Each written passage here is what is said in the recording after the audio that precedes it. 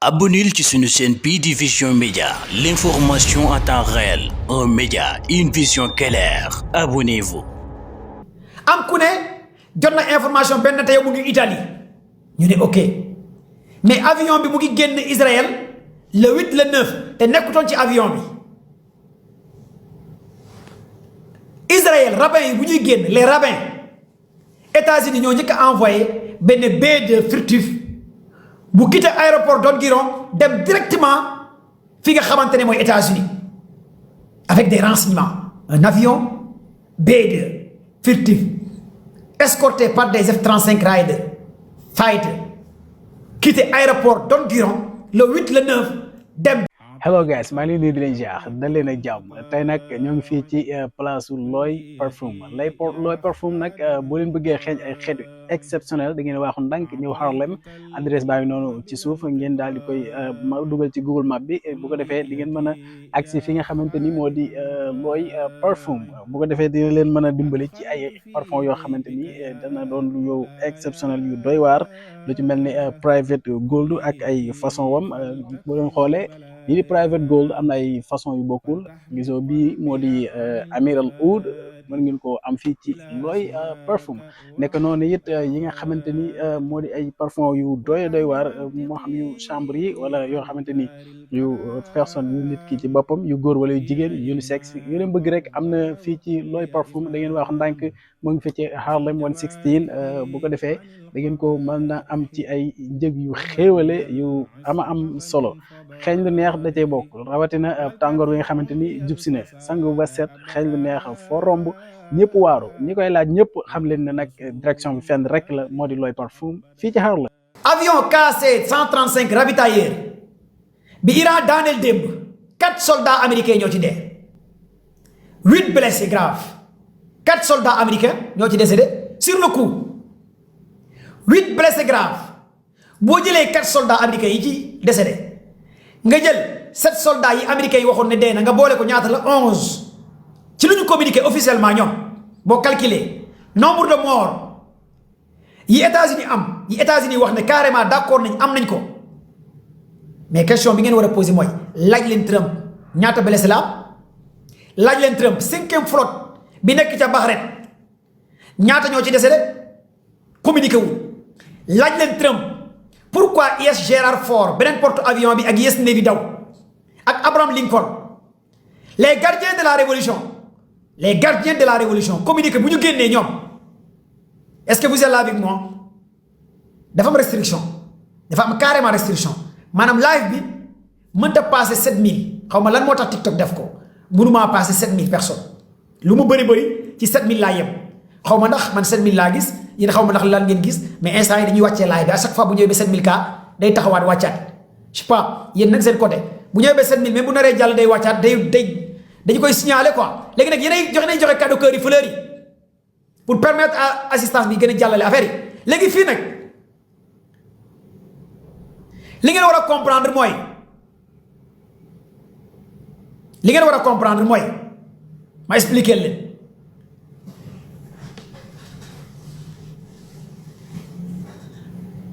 bu États-Unis ne CENTCOM am na erreur de tir ba seen ñetti avion F-35 dañ leen tirer mais kañ la armée américaine dof ba ñuy tirer seen bopp si biir mooy fen yi commencé naa tàmbali le 4 mars le 5 mars le 6 mars États-Unis nee na daa am erreur de tir bu ñu tirer seen avion yi daanu ñoom ñoo ko def ñoo juum loolu mooy fen yi muy benn tirer wuñ ko ce sont les Iraniens avec les missiles hypersoniques et les drones de kamikaze ci lañ yàq les 3 avions F-35 la nuit du 5 6 7 mars muy benn ñaareel bi les avions ravitailleurs KC-135 américains puissants di jar une valeur plus de 100 millions de dollars américains ils ont perdu combien loolu moo leen naqari instant yi léegi nag comme que ndax la guide Ayatollah Mujtaba Khamenei démb dañ ko doon xaar ci télévision Iran pour mu wax benn te yow wax na ma expliquer leen fii nag ndax Ben Netanyahu dafa dee wala deewu ñu bëri ñu ngi koy laaj ndax Ben Netanyahu dafa dee wala deewut ndax Ben Netanyahu dafa dee wala deewut ndax le nouveau guide Mujtaba Ali Khamenei ndax dafa dee wala deewut dama bëgg ngeen déglu ma nag ngeen enregistré ngeen piqué ngeen téye parce que xam naa ne li ma leen di wax ça va vous intéresser gars yi partagez le live on signale le live parce que bëri na ay questions yu ci ñëw balaa may ñëw ci yeneen information yi est-ce que vous êtes là avec moi? Si vous êtes là avec moi, j'aimerais voir les cadeaux, les fleurs, les cœurs. Vous êtes 7000 personnes sur le live. Il est 0h35 minutes.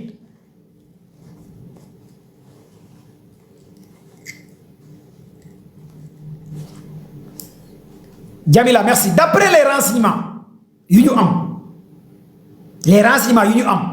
à travers des renseignements russes, les satellites militaires russes, que ce soit des satellites militaires et les satellites civils, muy bien.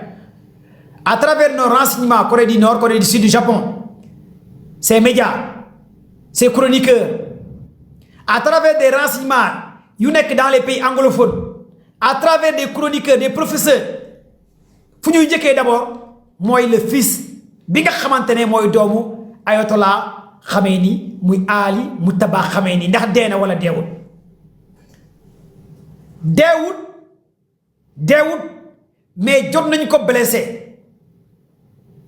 ci dernière attaque yi Israël defoon ak li nga xamante ne mooy lii di Iran tey rek j'ai reçu des vidéos yi nga xamante ne tey mu ngi woon ci benn clinique ñu wane ay soldats iraniens yu taxaw mais wane wuñ seen kanam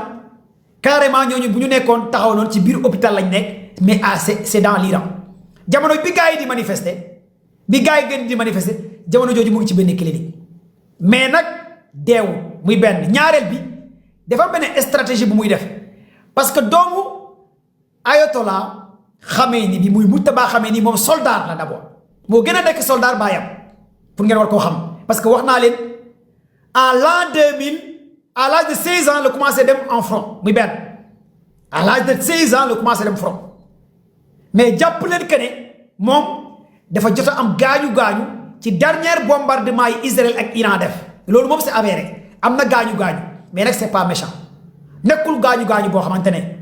da koy tere continuer même au-delà de gaañu bu mu am stratégie bu mu def il a compris que moom ci communiqué bu ñu génnee buggul sax moom les gardiens de la révolution le commandement les renseignements xam dëggantaan fan la nekk au moment où joxe na ordre yi ba pare te yan ordre la joxe démb ci télévision Iran mooy lettre la joxe ak lan la wax ci lettre bi moom laa leen di liiral nii pour ngeen comprendre mais kantaan nag dafa deewut mais dañ ko blessé lii média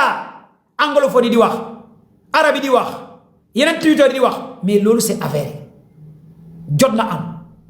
parce que am na ñu mu nekkaloon ñoo xamante ne jotoon nañ ñàkk seen bakkan mais jàpp leen ne que ku ne ci ñoom rek am na koo xamante ne balaa Ayatollah Khamenei di décédé tegal na la ku la war a remplacer parce que on est en guerre ma expliquer leen fii balaa may ñëw ci Ben Netanyahu ndax dee na wala deewul ñu bëri ñu koy xaar vous êtes combien de personnes sur le live Ben Netanyahu maa ngi ñëw léegi ci Ben Netanyahu léegi nag fii en matière de soldats daa am lu ñuy wax stratégie de repli et de camoufler dans l'armée dañu lay jàngale soldats yi nekk ci live bi xam nañu li may wax se camoufler c'est se soustraire des vies terrestres aériennes de l'ennemi tout en se confondant de la nature. Où sont les soldats? Vous êtes d'accord avec moi? Loolu lañ jàng dans l'armée. Se camoufler, c'est se soustraire des vies terrestres aériennes de l'ennemi tout en se confondant de la nature. Lii la ñu jàng dans l'armée mooy camouflage. soldats yi nekk ci laay bi xam nañ wala d'accord leen bu nekkee ok wax leen ma oui ana soldats yi bu nekkee soldats yaa ngi ci laay bi wax leen ma ci commentaire yi oui wala yes. Se camoufler wala ngeen bindal ma choc. Où sont les militaires? Ana militaires yi ana policiers yi gendarmerie ah affirmatif merci gars yi ne affirmatif se camoufler dans l'armée bu ñu nekkee armée loolu la ñuy jàngal se camoufler c'est se soustraire des vues terrestres aériennes de l'ennemi tout en se confondant de la nature maanaam loolu la lay tekki da ngay nëbbatu làqu militairement nga xaw a nga nëbbatu ñi lay gis bu ñu nekkee ci jaww ji wala ñi lay gis bu ñu nekkee ci suuf nga xaw a nuroog nature bi loolu attitude militaire la léegi nag fii li ngeen fi war a comprendre comme que le nouveau guide Moujtaba Khaméni dafa comprendre lan moo xew te am na ñoo xamante ni ci ñoom amu ci ñoom confiance muy benn ñaareel bi avant muy décédé moom moo géré wul lépp moo yoroon lenge yi moom la bàyyam joxoon lépp te xam na lan moo xew ci biir comprendre na à tout moment gars yi mën nañu ko jaay loolu moo tax mu def repli te repli c'est militaire repli c'est militaire des fois nga avancé ba ennemi taxaw sa kanam nga dóor après nga replier bu nekkee baaxul da ngay def replier da ngay dégg arme ñu ne replier gars yi dellu ci ginnaaw kon donc le fait que mu def loolu mu camoufler génnul à la média iranien il a bien fait le fait que ñu doon xaar discours bi gisuñ ko xam na li muy def le fait que mu yónnee message xam na lu muy def le fait que mu taxaw di laxatu di envoyer ay code xam na lu muy def parce que gis ngeen langage bi mu utiliser mooy fu mu ne dafa jaaxal américains yi ak waa Israël lan la Trump wax ak benn te yow Trump dafa ne Moujtaba Khaméni deewul waaye gaañ nañ la foo nekk wanal sa bopp ñu xam fan nga nekk kon donc Trump lan la ko soxla xam mi benn lan moo tax Trump teg plus de 10 millions de dollars américains 10 millions de dollars américains ku leen mën a jaay fan la Ali Rayjani nekk ñu fay la xaalis fan la Moujtaba Khaméni nekk ñu fay la xaalis fan la Arachki nekk ñu fay la xaalis kon pourquoi américains yi déport génnee xaalis teg ko ci table bi gars yi partagez leen la s'il vous plaît. Choc, merci. L'ancien n'est pas méchant, mais il est trop emmerdant. On est dans l'armée, on n'est pas dans l'armoire. Hein? On est dans l'armée, mais pas dans l'armoire. L'ancien n'est pas méchant, mais il est trop emmerdant. Mais parfois, je vous emmerde. Je suis au garde-vous, hein, les soldats. Je suis au garde-vous. Hein, la 4-3, c'est la 4-3 qui dégage. 21e compagnie, les buveurs du sang. Commando Bay. 21e compagnie, les buveurs du sang. Je suis un buveur de sang, à la tête aux pieds. Gars yi xam nañ fu may waxee mais yéen civils yi mënu leen xam vous êtes des civils habillés mais termes yi may wax ah les Sierra Oscar Lima Delta Alpha xam nañ fi may waxee les Sierra Oscar Lima Delta Alpha yéen laay waxal je suis au garde-vous ñoom comprendre nañ waa Sierra Oscar Lima Delta Alpha je suis au garde-vous yéen laay waxal tous mes respects je vous aime je vous adore léegi fii nag li ngeen fi war a comprendre d'abord mooy stratégie de repli bi Moujtaba Khaméni def moo tax benn te yow génn démb di def point de presse léegi fii nag dama leen di delloo su ngeen paree live bi ñetti information laa leen di jox ci benn te yow ngeen def recherche après ngeen ñëwaat suba ngeen wax ma. La guerre de 12 jours, en juin 2025, la guerre de 12 jours, en juin 2025, du 1er jusqu'à 12e jour, chaque 2 jours, ben tay day génn live en direct Israël di wax merci pour les cadeaux. Ci bunker en Israël, ci état-major bi en Israël, live en di wax. Sama gaay, su ngeen bëggee dégg-dégg. La nuit du 8 mars 9 mars la nuit du 8 mars 9 mars def naa fi vidéo ma wax leen ko bu ngeen di topp commando Baye primature bi nekk Tel Aviv 8 commandants yi nekkoon état-major benn te yow waa Iran dañ ko bombardé woon rey 8 commandants fu benn te yow nekkoon le premier ministre Israël journal Israël bi di Ers moo ko njëkk a bind ak ay journal yi nga xamante ne nekkoon nañ biir Israël même amoon na yeneen journal yu mel ni Reuters ñu waxoon ne y a eu des bombardements massifs la nuit du 7 8 9 jour boobu le ministre bi chargé information ak renseignement Israël ne bu kenn génnee xibaar biir Israël ci la ñuy tere médias yi tere gars yi ne képp ku génnee information dañu lay tëj ci kaso amatul kenn ku am fit génne depuis le 8 le 9 le 10 le 11 le 12 4 jours voire 5 ci la benn te yow doo génnaa tey wax suñu renseignement ñun jox nañu Ben Netanyahu mu ngi Allemagne ñii nee nañ mu ngi Italie mais nekkul Israël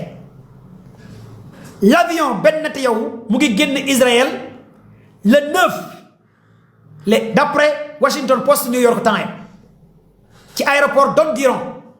précise Don Guiron l'aéroport international Israël mu ngi tudd Don Guiron avion Ben Netanyahu le 9 mars la nuit du 9 la quitté l'aéroport Don Guiron bi nekk biir Israël lépp la ñuy topp du ñu bàyyi dara dama leen di jox détail par détail chiffre par chiffre ñu ngi bombardé siège bi mooy siège Mossad bi CIA MI6 bi nekk biir Israël renseignement bi entre le 7 le 8 le 9 la ko gars yi rasé waa Iran avion Ben Netanyahu quitté le 9 les services de renseignement anglais britannique Al Jazeera même les journalistes investigateurs yi ñu yàgg a topp ak chroniqueurs yu mel ne Scott Rath mu ne Scott Rath mu njëkk wax mu ne le silence de Ben Netanyahu ça m'intrigue un gars comme Ben Netanyahu il n'est pas habitué à se taire pendant ce moment il est où ku ko wax le commandant des renseignements américains Scott Rath un ancien commandant des renseignements américains mu ne Ben Netanyahu habitué wul noppi ci jamono ji nga xamante ne Iran mu ngi massacré Moyen-Orient bi ak lépp pourquoi mu noppi ak fan la nekk ñu ñëwaat encore ba léegi pour ngeen comprendre waxuma leen ba léegi dee na wala deewul de dama leen di expliquer dama bëgg mu leer ñëwaguma ndax dee na wala deewul ay fait laa leen di tegal ay fait après nag ku nekk ci conscience am mën na analyser ndax dee na wala deewul ndax lan na dinaa expliquer ay étapes ngir xam lan moo xew d'abord les services de renseignement britannique anglais arabe ñu ne daw na génn ma jël fi Balake même Balake ñëw na fi barki démb ne Ben Netanyahu mu ngi Allemagne Balake te Balake mu ngi États-Unis xam na ci lu bari xam naa mu ne Ben Netanyahu am na ci information mu ngi Allemagne ma ne ko ok am ku ne jot na information Ben Netanyahu mu ngi Italie ñu ne ok mais avion bi mu ngi génn Israël le 8 le 9 te nekkutoon ci avion bi Israël rabbins yi bu ñuy génn les rabbins États-Unis ñoo njëkk a envoyé benn B2 furtif bu quitté aéroport Don Guiron dem directement fi nga xamante ne mooy États-Unis avec des renseignements un avion B2 furtif escorté par des F-35 Raider fighter quitté aéroport Don Guiron le 8 le 9 dem directement États-Unis. Good morning guys, good afternoon, good evening guys. Today tey damay ñëw pour waleen yéen genre xeetu parfum lay jaay fii am nañ fi ay parfum góor am nañ fi ay parfum jigéen am nañ fi yenn parfum yoo xam ne ay unisex la am nañ fi ay oil. Ok guys léegi xam ne wan leen yan parfum mooy parfum yu góor yi yu looy di jaay fii yi ay parfum de góor la yëpp ay parfum de góor ay black scent mais dama ne wan yenn flavor parfum yoo xam ne foo ko laal cootopp la maa la wax loolu parfum yoo xam ne foo ko laal foo romb di nga dégg mais yow what's up man what are you smelling what kind of parfum nga laal yaa dañ la ko laaj mooy comme ça parfum bi just for you it smell so nice maa la wax loolu am na nag ay référence quoi am na genre am na façon bi for me bi tim noonu la mel am na tamit dram bi dram tim noonu la mel tamit smell waaw oh ni parfum bi ñaan waaw sama gars yi maa leen ko wax nag fii lañ ko amee si looy yëpp ay référence parfum góor la am na fi ay Bossman moom tamit kat bi noonu la mel am na fi ay Black Scent mais moom dafa bëri référence Black Scent moo nekk dafa bëri ay référence quoi waaw gars yi léegi génne si parfum yu góor yi léegi dañu yóbbu si parfum jigéen ñi am nañ seen wàll xam ngeen loolu waaw léegi am nañ fi ay parfum yu jigéen yu neex yéeme yoo xam ne tamit foo ko laal macha allah loolu kay maa la ko wax ay parfum jigéen yu neex yu kalaase yu set it smell so nice jigéen ñi seen parfum yaa ngi fi ay parfum yu neex yu ngeen war yëpp looy am na ko fii ay référence moo fi nekk bii noonu la mel waaw parfum yi neex na parfum jigéen ñi neex na waaw ay parfum yu neex a fi nekk the moment bi parfum bu neex la parfum bu raar a ngi nii te xeetu parfum yu may jaay lu si gën a neex te am si solo mooy Amérique fii kese nga mën a amee genre parfum yu neex yi genre parfum yu raar yi te jigéen ñi dañoo bëgg lu raar bëgg seen bopp kon nag yegsi leen ci looy léegi am na yeneen jigéen di référence yu fi nekk yi ay parfum de jigéen la moo nekk nii ay parfum de jigéen ay Black Scent yi dafa am ay référence you know the moment am na ay référence yu fi nekk léegi nag ma yóbbu leen si unisex yi looy di jaay fii bii unisex la parfum bu bees la moom tamit parfum bu neex la góor mën na ko laaj jigéen mën na ko laaj mais xam naa bu ko góor ñi waaw neex na mais xam naa bu ko góor ñi ñàkk a laaj jigéen ñi moom jigéen ñi ñàkk nañu xam naa góor ñi dañ ko moomale seen bopp ndax góor ñi am na si ñenn ñoo xam ne maa la wax loolu waaw bii unisex la bii unisex la bii tamit unisex la xam ismael waaw parfum bi neex na bii tamit unisex la bii tamit naa la xamal leen de fekk jigéen ñi ñoo ko njëkk a laal góor ñi ñàkk nañ ko te jigéen ñi tamit dañoo bëgg seen bopp maa la wax loolu yëpp ay unisex la am na nag yeneen référence yu fi nekk ci biir mais bon biit neex na biitu unisex la mais bii modèle bu bees la am na fi yenn référence ay unisex yu fi nekk ay parfum yu am fenn sax yu neex waaw mais looy mii let me try this again. Wow. What kind of this perfume? Parfum neex na. Wow, so amazing, man. Parfum neex na. Gars yi muy noonu nag war nañ leen parfum yu góor yi war nañ leen parfum yu jigéen yi war nañ leen unisex yi am nañ fi tamit ay oil am nañ fi ay parfum de chambre looy yëpp doo koy jaay ku bëgg lu neex lu classé góor muy jigéen yegg si fii si looy adresse bi New York la Harlem 116 am nañ place bi mu ngi si biir place su Mafal bu ñu duggee si biir you know am na ñu nekk si état yi bëgg si parfum yi xam naa bu ñu contacter numéro bi mu ngi si suufu logo bi TikTok bi am na tamit Instagram bu ngeen bindee looy LOY parfum Instagram dañ leen wan parfum yu ñuy jaay am nañ fi ay parfum yu neex yu classé sama gars yi kon yegg si leen ak jàmm faltaxmi qalbiya an iltifaati ila siwaaka wa an il afaati waltaxmi mantiqi